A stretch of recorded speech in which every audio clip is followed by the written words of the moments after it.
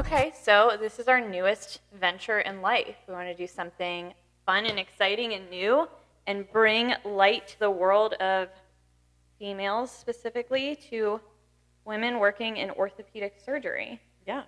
So, Yep. So we are two orthopedic PAs. My name is Beth, Hannah. and we work in orthopedic surgery in North Carolina. Not sure if we want to really talk about that. No, that's fine. Okay. I mean, North Carolina's a big state. They can't find us, right? So we have navigated orthopedic surgery being honestly just two females wanting to get into a field that is essentially pretty male dominated, and we've got stories to tell. We've got questions to ask. Yeah. And hopefully people can benefit from what we have been through. And then again, I think this will lead to some very interesting conversation, very interesting stories. So physician assistant is what we call mid-level position, and we can talk probably an entire episode of why I despise that term. But Mid-level? Again, I digress. Mid-level means that there's a low level Yeah. and a high level. We're actually just not either one of those.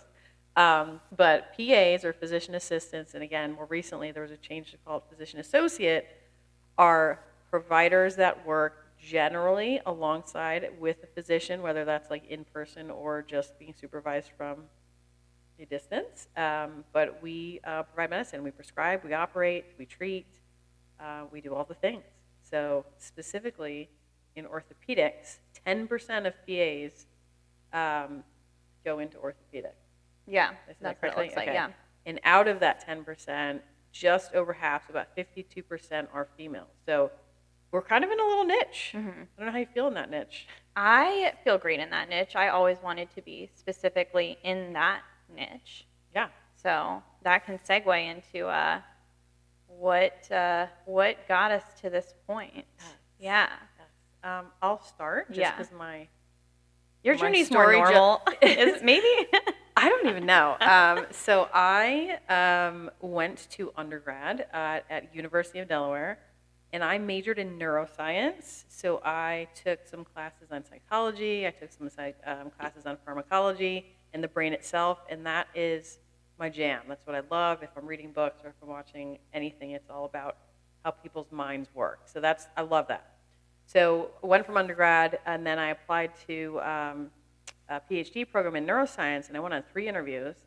And when they started talking about wanting to live in the lab and live and breathe the rats, I glossed over, eyes went in the back of my head, and I was like, oh my God, 911 must get out. So I kind of diverted from there, and I really did want to do more of seeing patients and having interactions with them, but also kind of really still piquing my interest. So I worked in an outpatient psychiatric facility in Brewster, New York, which is a suburban area of New York City. So essentially, it's a private company where those that lived in New York City would send their spouses, children, loved ones to get rehab. So I worked one-on-one with these patients. And when I say they were crazy. I don't think I knew that. Yes.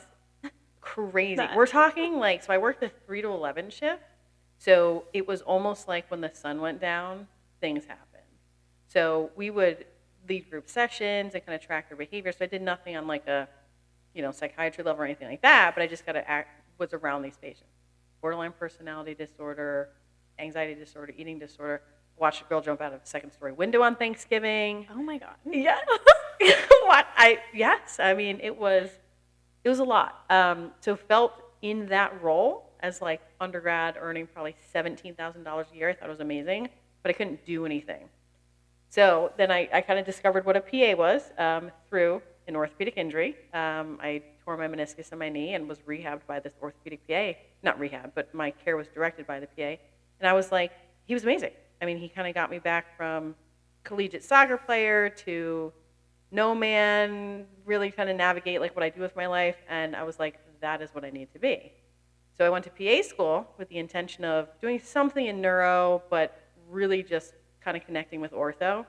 And I did a neuro rotation, and I was like, nope, don't want to do this. That's surprising because I feel like your background was really neuro heavy then. Oh, and yeah. Then yeah. But you're also like very sportsy. Yeah. So in the practical application of neuro and being a PA, I didn't want to operate on people's brains. I wanted to just like communicate with patients and talk to patients and help patients. So my background with sports injury, meeting this PA that I thought was amazing, and then I did an ER rotation. I met an orthopedic surgeon, and I followed him around in clinic, and him talking to patients about injuring themselves, getting back to work, getting back to life, getting back to sports. Like, there's psychology in that, and I thought that was perfect. So my career was born that day. Yeah. And I feel like working in sports medicine specifically, or like sports orthopedics, which we'll get into in a second, that's like you deal with a lot of the psychology. Yes. Well, we all do. We're Yes. a little bit of psychologists too. Yeah, So 100%. And I think one of the main things for anyone who works as a provider, mid-level or otherwise, is you sit and you listen to patients tell you, like, you literally like, hey, how are you feeling today? And then they unload. yeah, Like, that is on repeat. you At least have for me, for you, 30 times the a day. longer visits, Yeah. and it's like more of a therapy session Yeah. for people Mhm. most of the time. Yeah. So, so I have been in ortho PA for 2007, so 18 years. Wow, Yeah. that's a long time. That's a long time. That is like, an entire childhood. I know. That is one adult. One whole adult worth of life. Oh, Yes. jeez. And then, again, I'm just going to kind of segue into Hannah. So I met Hannah when Hannah was in the athletic training residency at our current orthopedic practice. So Hannah has gone from in orthopedics in the clinical setting through multiple roles. So I'll let you Yeah. diverge. My, like, becoming a PA probably had something to do with you and all of the other PAs here. Oh, so bittersweet. Yeah. My story was a little bit different. Like, in high school, I was a part of a sports medicine club. That's like my nerdy thing I always pull out every now and then. Yeah, Sports my medicine daughter's club. doing that right now, and I It's plan super on putting it cool. on her resume. Yeah. So Gets you places in life.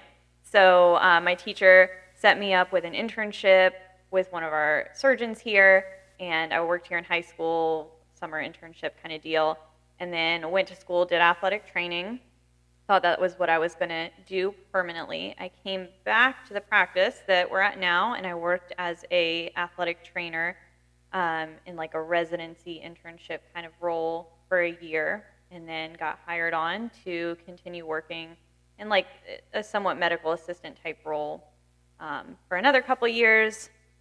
Moved around, did a couple different jobs within the company. I think I managed our sports medicine residency at one point.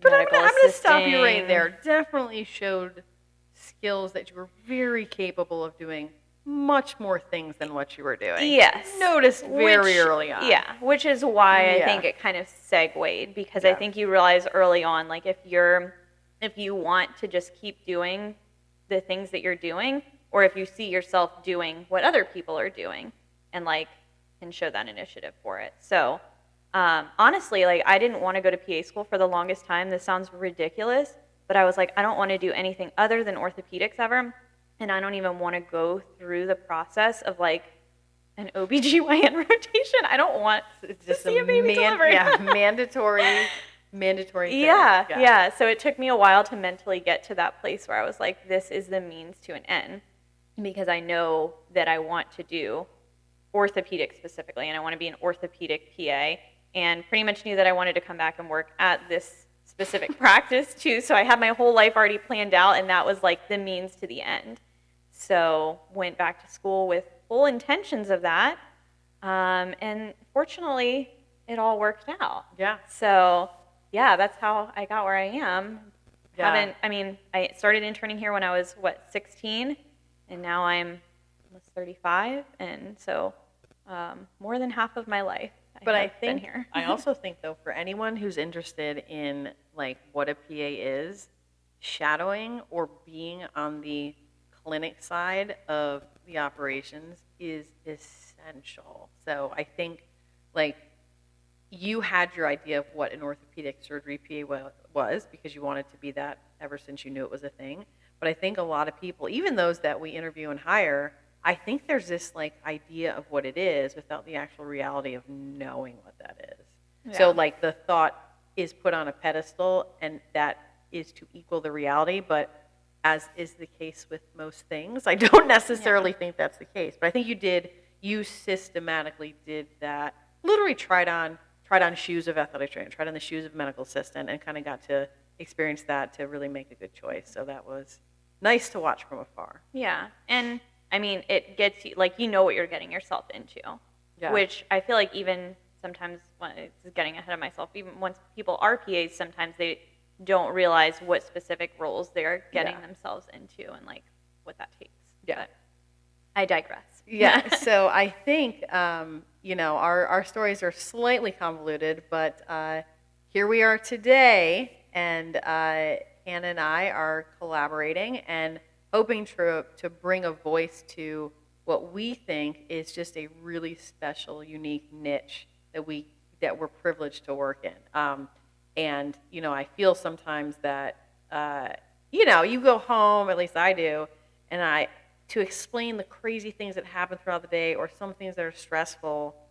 This is the place that I want to talk about all those things because it just doesn't translate, I don't think. Yeah. It just doesn't. So, we'll, again, probably go into these things in the future about boundaries and whatnot, but I think this is going to be a nice sounding board just to kind of live it, breathe it, relive it, rant about it, praise it. We already have to find moments to rant about these things to get it out. So it's better to have more people hear it and experience it, and I don't know, gain something or learn from it.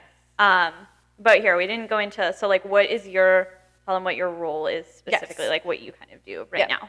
So my real job is working as a sports medicine PA. So I work on a orthopedic team with a sports medicine surgeon. So the team is the surgeon, myself, and then we have another PA, Dan, shout out to Dan, on our team. So my day-to-day is I see clinic patients 3 days a week, and then I'm in the operating room 2 days a week. So I get to stay at the same site, travel between different hospital versus surgery center settings. So that's what it looks like. I'd love to say it's 8 to 4, but it's not. It's roughly 8 to 4, and that's what I will tell everybody. So I also, in addition to that, I'm the APP lead for all the APPs, and APPs are a more PC name for mid-level, so we call advanced practice providers. Yes. It does sound a little it does more sound palatable. It does. Yeah, that's better than mid-level. So anyway, so it's all the clinic PAs and then the urgent care PAs, and then I also help oversee. At our facility, we have an injury express / an urgent care, which is a really cool thing in orthopedics. So I oversee operations for that. So that's my other job. Yeah. Mm-hmm. Many jobs. So it's definitely not 8 to 4. But it's not, Hannah. It's not. It never is. It never is. But again, those of us, and I'm sitting with someone in the room that can take on tasks. I mean, it's one of those things. If I'm working at a place where I see operationally it's just not going well, I can't sit back and watch. I have to get involved. So that's kind of what happened with the whole management thing. So definitely a PA, definitely a peacemaker, definitely an overseer, definitely a babysitter. But again, all very rewarding in different ways. Yeah. Hannah? My role is, so I'm also a PA in orthopedic surgery, obviously. I work with a hand and upper extremity team. So I'm the sole PA, and then we have an athletic trainer and a couple of medical assistants that work on our team. Pretty similar split as far as day-to-day operations. I have typically 3 clinic days a week, 2 OR days a week. I see my own independent clinic, so we should back up to that too. Both of us are typically seeing our own spread of patients, new patients, post-op patients, a little mix of everything, and then assisting in the OR twice a week, which I feel like is a really good setup for me personally. I'm sure you agree. it pads the amount of time you have to spend with the one-on-one therapy interactions, and you can dissociate a little bit sometimes too. Yes. So it's nice. Yeah, the setting, the ability to be in two different settings. One, very patient-centered. You're speaking for, 80% of your day? You're saying words, and then you're in the OR and you're just doing with your hands. Yeah. They're speaking, but it's not the same amount of thoughtful speaking. Yeah. There's more thought happening like behind the scenes. Yes. And then the speaking is intermittent or singing. So the clinic, we would say, again, my kids are going back to school, so this is the analogy that I can pull out of the freshest out of my brain. So seeing the patients is ELA, science and math, and the OR is recess or gym. Yes.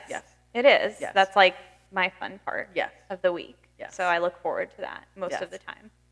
But yeah, I enjoy that split. I think the other really interesting thing about our roles specifically is also going into the fact that we're in a private practice. I don't know, should we get into that? But it is a whole thing. It is very different than a hospital setting because in addition to our roles being medicine, patient care, doing all of the PA things, things operate like a business. Yes. And maybe like people don't like to hear that. I don't know, whatever, but it is. It's a business dealing with insurance companies, and there's so many just little ins and outs of you're kind of your own little, within your team, you're like a little bit of a business manager too.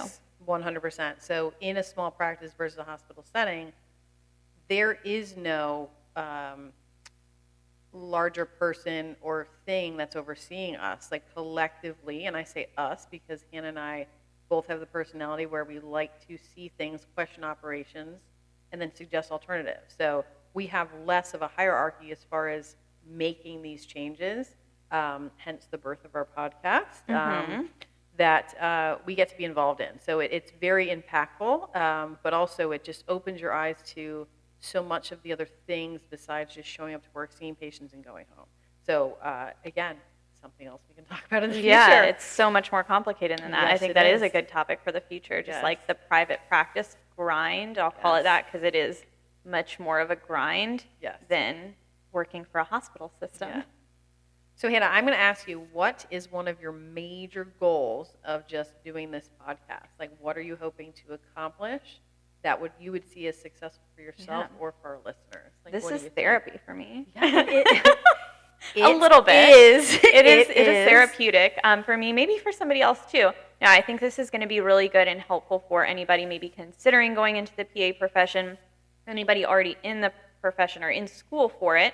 We'll get into a little bit about like the balance in PA school, maybe some into the application process and like how that is, because that's a super complicated. You could definitely do a whole segment on that. That's a very complicated thing. Getting into PA school is hard. That just going over our interesting things that happen to us on a weekly basis. So many interesting things. Yes. Yeah. The navigating the relationships with other types of providers that you'll interact with, as an orthopedic PA specifically, we work very closely with our physical therapists treating our patients, our medical assistants, athletic trainers, our supervising physicians, obviously, the nurses, the clinic managers. There are so many little things that go into the day-to-day. So, I definitely see that, and I think, I'm hoping to communicate or at least convey. I feel like at this point in my career, I have a lot of reflection as far as what I have done so far, and I have a lot of ideas and pathways that I want to take as I continue to grow. But I'd love, and I think this is a great point, because I feel like if I had something to listen to that would tell me like what you should know or what nobody told you. Like if I could name this, like things I wish I knew. Because I feel like every day I'm kind of discovering something new. And I think that would be helpful for, we can pave the way for others in our path. And other PAs in orthopedics and in like this similar situations too. It also, I think, is just important to know, like, these are all the issues that we have are shared issues. And all of like the good things are shared good things too. But these are all very like common experiences. And so I think it's important to just like hear and know that that is Yes, everybody else's definitely. life too. Yeah. And You Hannah and know? I are very similar in our personality types. So I think it's going to be very exciting for the listeners to Yeah. be able to hear us navigate these things moderately awkwardly, but Yeah. also very successfully. But yeah, so we're taking both of our experiences and hence the birth of joint effort. Yeah. Next time I'm going to bring the mug that you got me that says, I came, I Yes. saw, I made it awkward, and I'll drink my Yes. mimosa out of that. Yes, and I also brought a drink, I brought a cup today that I got from a PA student, which we'll have another episode that maybe will be Yeah. titled What My Cup Says. But I also think, you know, if any listeners have any advice as to what kind of stuff they want to hear content-wise, like clinical cases, into that a little bit. Yeah. But yeah, it's great. I'm excited. Yes, it's going to be great. So I All guess right. that's it for our first That is- launch. yes. So Hannah and I will catch up with you guys probably next week. Perfect.